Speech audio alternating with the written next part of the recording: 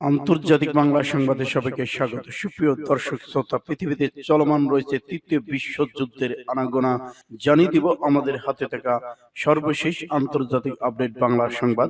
শুরুতেই থাকছে সংবাদ শিরোনাম, এরপর জানাবো বিস্তারিত। ইরানের বন্দরে ভয়াবহ বিস্ফোরণ, আহত 4 শতাধিক। আরো জানিয়ে দিব প্রতিরোধ শেষ হয়ে যায়নি, ইসরায়েলের শেকড় উপড়ে পড়বে আয়াতুল্লাহ খামেনি। এদিকে হাইপারসনিক ক্ষেপণাস্ত্র দিয়ে ইসরায়েল নেভাটি বিমান ঘাঁটিতে হামলা চালিয়েছে ইয়েমেন। গাজায় 5 বছরের যুদ্ধবিরতির প্রস্তাব দিল হামাস। ভারত পাকিস্তান উত্তেজনা নিরসনে মধ্যস্থতার প্রস্তাব ইরানের। সিন্ধু নদে হয় পানি, না হয় ভারতীয়দের রক্ত বইবে, বিলাল ভুট্টো। ভারত পাকিস্তান সেনাদের মধ্যে আবারও গোলাগুলি। এবং সর্বশেষে জানিয়ে দিব সৌদি আরামকো তেলের ডিপোতে হামলা। এতক্ষণ শুনছিলেন সংবাদ শিরোনাম, এখন বিস্তারিত। তবে অনুরোধ থাকবে এই ভিডিওটিতে একটি লাইক দিন এবং কমেন্টস করে জানিয়ে দিন আপনি কোন জেলা থেকে বা কোথা থেকে আমাদের সাথে যুক্ত রয়েছেন। ইসরায়েল, ফিলিস্তিন, লেবানন, ইরান যুদ্ধের আপডেট বাংলা সংবাদ হাতে পেতে চ্যানেলটি সাবস্ক্রাইব করুন, আমাদের সঙ্গে থাকুন এবং এই যুদ্ধ সম্পর্কে জানিয়ে দিন আপনাদের গুরুত্বপূর্ণ মূল্যবান মতামত। ধন্যবাদ। ইরানের বন্দরে ভয়াবহ বিস্ফোরণ, আহত 4 শতাধিক। ইরানের বন্দর নগরী বন্দর আব্বাস শহীদ রাজ্য বন্দরে ভয়াবহ বিস্ফোরণের ঘটনা ঘটেছে। এতে অন্তত 406 জন আহত হয়েছেন। ব্যাপক প্রাণহানির আশঙ্কা করা হচ্ছে। আহতদের হরমুজগান প্রদেশে বিভিন্ন হাসপাতালে পাঠানো হয়েছে। শনিবার দুপুর দেশটির সবচেয়ে বড় আধুনিক বন্দরে বিস্ফোরণের ঘটনা ঘটে। দেশটির জরুরি সেবার মুখপাত্র বাবাকো ইয়াকাত পেরেস্ট জানিয়েছেন, এখন পর্যন্ত 406 জন আহত হওয়ার ব্যাপারে নিশ্চিত হওয়া গেছে। খবর ইরান ইন্টারন্যাশনালের। যখন যুক্তরাষ্ট্রের সাথে ইরানের 3য় দফা পরমাণু আলোচনা চলছে, তখনই এই বিস্ফোরণের ঘটনা এলো। কর্তৃপক্ষ জানিয়েছে, এখনো বিস্ফোরণের কারণ জানা যায়নি। প্রচন্ড বিস্ফোরণের পরই আগুন ধরে যায় কন্টেনার ডিপোতে। কয়েকটি দেশ ওই কন্টেনার ডিপো ব্যবহার করে আসছিল। ঘটনার পরপর বন্ধ করা হয় বন্দরটি সব কার্যক্রম। পুরো এলাকায় জারি করা হয়েছে সতর্কতা। বিস্ফোরণের পর কয়েক মাইল দূর থেকেও ধোঁয়ার কুণ্ডলী দেখতে পাওয়া যায়। প্রতিশোধ শেষ হয়নি, ইসরায়েলের শেকড় উপড়ে পড়বে আয়াতুল্লাহ খামেনির ঘোষণা। ইরানের সর্বোচ্চ নেতা আয়াতুল্লাহ উজমা খামেনি বলেছেন, সিরিয়ার যে ঘটনা ঘটছে এবং ইসরায়েল আমেরিকা যে অপরাধযোগ্য চালাচ্ছে, সেসবের ভিত্তিতে তারা ভেবেছে প্রতিরোধ শেষ হয়ে গেছে, কিন্তু তারা মারাত্মক ভুলের মধ্যে রয়েছে। দখলদার ইসরায়েল, আমেরিকা এবং তাদের কিছু সহযোগী এমন ভুল করেছে। ইরানের বিভিন্ন শ্রেণী পেশার হাজার হাজার নারী সর্বোচ্চ নেতা আয়াতুল্লাহ সাইয়্যিদ আলী খামেনির সঙ্গে সাক্ষাৎ করতে গেলে তিনি এই কথা বলেছেন। সর্বোচ্চ নেতা বলেন, সিরিয়ার পথ দিয়ে হিজবুল্লাহকে অবরোধ করতে পারবে এটা ভেবে ইসরায়েল এর জন্য প্রস্তুতি নিচ্ছে। আসলে তার শেকড় উপড়ে যাবে, সেটি হলো দখলদার ইসরায়েল। আয়াতুল্লাহ উজমা খামেনি বলেন, লেবানন প্রতিরোধ আন্দোলন, হিজবুল্লাহ সাবেক মহাসচিব সাদ হাসান নাসরুল্লাহ, ফিলিস্তিন ইসলাম প্রতিরোধ আন্দোলন, হামাসের রাজনৈতিক ব্যুরোর সাবেক প্রধান ইয়াহিয়া সিনওয়ার আত্মা জীবিত। তাদের দেহ চলে গেছে, কিন্তু তাদের চিন্তা চেতনা টিকে আছে এবং তাদের পথ থেমে যায়নি। আপনারা দেখতে পাচ্ছেন, গাজায় প্রতিদিন হামলা হচ্ছে এবং মানুষ শহীদ হচ্ছে। প্রতিদিনই এটা ঘটেছে, তবু তার দৃঢ়তার সঙ্গে প্রতিরোধ অব্যাহত রেখেছে। লেবানন প্রতিরোধ করে যাচ্ছে।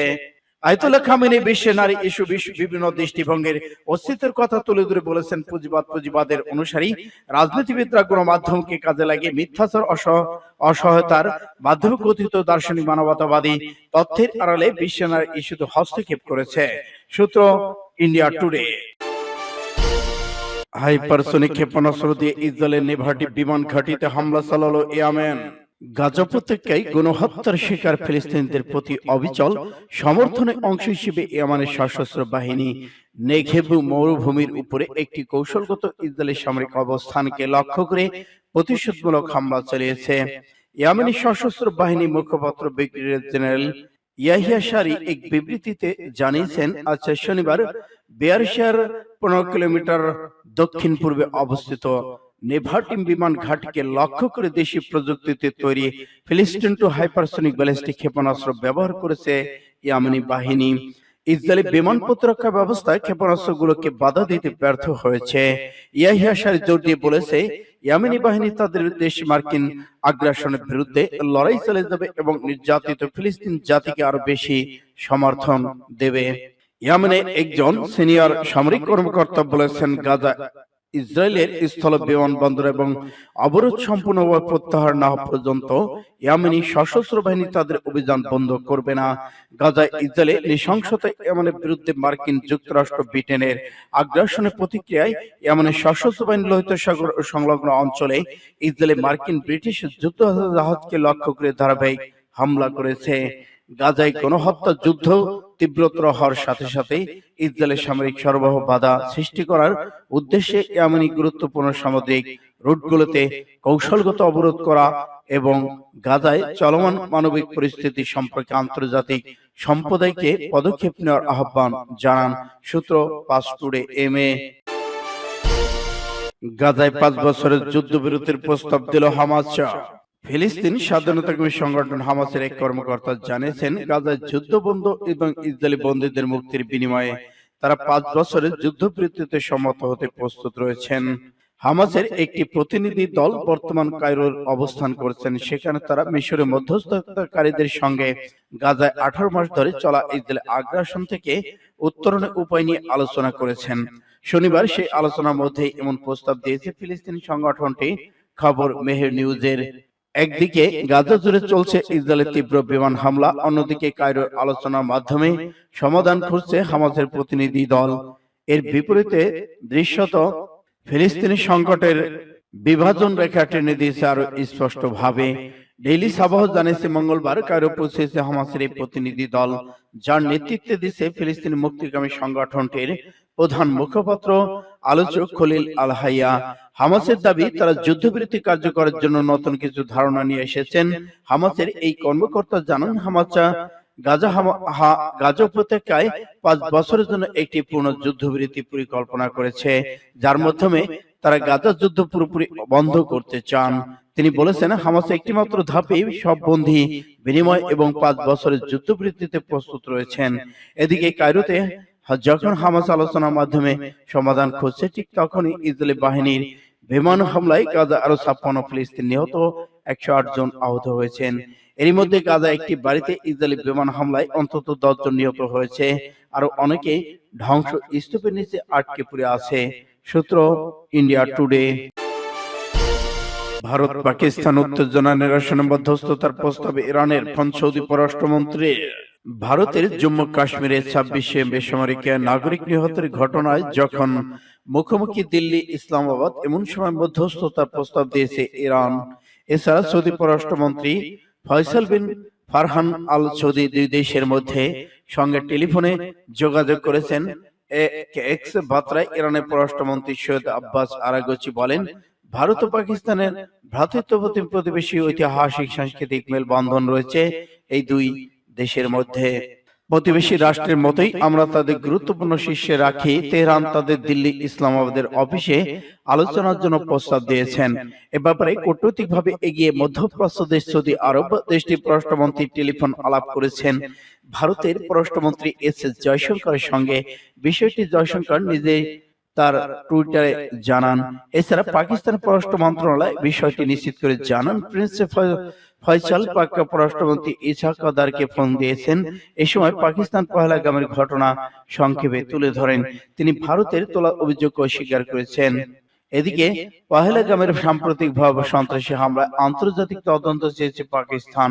যদি সত্যি আন্তর্জাতিক তদন্ত শুরু হয়, সেক্ষেত্রে তদন্তকারী দলকে সহায়তা করতেও প্রস্তুত আছে দেশটি। সূত্র এটিএম।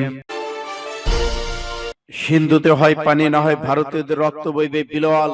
ভারতের জম্মু কাশ্মীর 25 পর্যটক এবং এক স্থানীয় বাসিন্দার মৃত্যুর পর দুই দেশের উত্তাপ যখন তুঙ্গে, তখন সিন্ধু নদের পানি বন্ধের হুমকি দিয়েছে দিল্লি।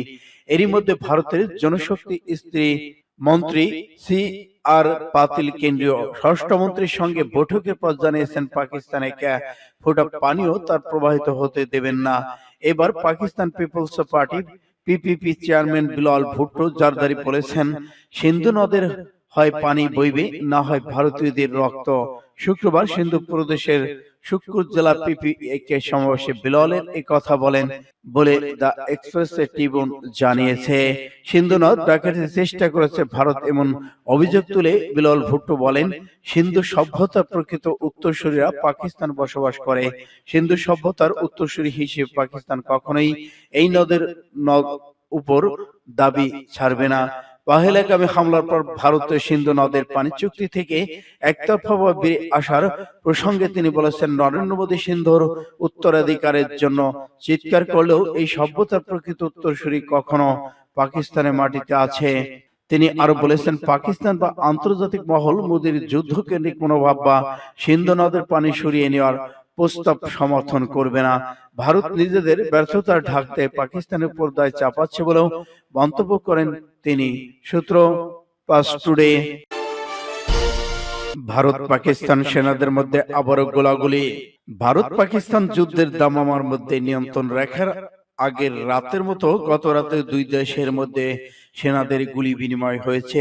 অবশ্য এর জন্য বিনা উস্কানিতে পাকিস্তান সেনারা গুলি চালিয়েছে বলে দাবি করেছে অনলাইন এনডিটিভি। বৃহস্পতিবার দিবাগত রাত, শুক্রবার দিবাগত রাতের মধ্যে একটি দ্বিতীয় ঘটনা। জম্মু কাশ্মীর এবং লাদাখে ভারতীয় পাকিস্তানি সেনাবাহিনীকে পৃথককারী কার্যত সীমান্ত নিয়ন্ত্রণ রেখার উপরে একাধিক পোস্ট থেকে গুলি চালানোর খবর দিয়েছে ভারতীয় সেনাবাহিনী। কর্মকর্তারা জানিয়েছেন, ভারতীয় সেনারা পাকিস্তানি গুলিবর্ষণ উপযুক্ত জবাব দিয়েছে। এদিকে ভারতীয় সেনাবাহিনী এক বিবৃতিতে জানিয়েছে, গুলি বিনিময় কোনো হতাহতের খবর পাওয়া যায়নি। বিবৃতিতে বলা হয়, 2025 সালে 25-26 এপ্রিল রাতে কাশ্মীরের নিয়ন্ত্রণ রেখা জুড়ে পাকিস্তান সেনাবাহিনী একাধিক পোস্ট বিনা উস্কানিতে ছোট আকারে গুলি চালায়। ভারতীয় সেনারা ছোট অস্ত্র দিয়ে যথাযথ জবাব দেয়। কোনো হতাহতের খবর পাওয়া যায়নি। আগে রাতেও গুলিবর্ষণের খবর পাওয়া গেছে। সামরিক সূত্রের খবর অনুযায়ী নিয়ন্ত্রণ রেখা জুড়ে সন্ত্রাসী ঘাঁটিগুলোর বিরুদ্ধে সিদ্ধান্তমূলক পদক্ষেপ নেওয়ার জন্য ভারতের অভ্যন্তরে আহ্বান জোরালো হয়েছে। এরই মধ্যে পাকিস্তান সেনারা ভারতীয় সেনাদের সতর্কতা পরীক্ষা করার চেষ্টা করছে। পহেলগাম সন্ত্রাসী হামলার প্রতিক্রিয়া ভারতের গৃহীত একাধিক পদক্ষেপের পরই এই যুদ্ধবিরতি লঙ্ঘন করা হয়েছে বলে দাবি ভারতের। সৌদির আরামকো তেল ডিপোতে ভয়াবহ হামলা। শুক্রবার সৌদি আরবের জেদ্দা শহরে একটি তেল স্থাপনার উপরে বিশাল ধোঁয়ার কুণ্ডলী দেখা গেছে বলে জানিয়েছেন সিএনবিসি। রয়টার্সের একটি সূত্র জানিয়েছে, সৌদি রাষ্ট্রায়ত্ত তেল কোম্পানি আরামকোর একটি ডিপোতে হামলার ঘটনা ঘটে। অ্যাসোসিয়েটেড প্রেস এপি একটি তেল ডিপোতে ভয়াবহ অগ্নিকাণ্ডের ভিডিও প্রকাশ করেছেন। ইরান সমর্থিত হুতিরা তাৎক্ষণিকভাবে এ ধরনের কোন হামলার পিছনে তাদের হাত আছে বলে দাবি করেনি। তবে এর আগে সামরিক বাহিনী এক মুখপাত্র টুইট করেন, সৌদিতে একটি অভিযান চালানো ঘোষণা দিয়েছে হুতি। সৌদি আরবের আরামকো একজন মুখপাত্রের সঙ্গে সিএনবিসি যোগাযোগ করলেও তাৎক্ষণিকভাবে তিনি কোনো মন্তব্য করেনি।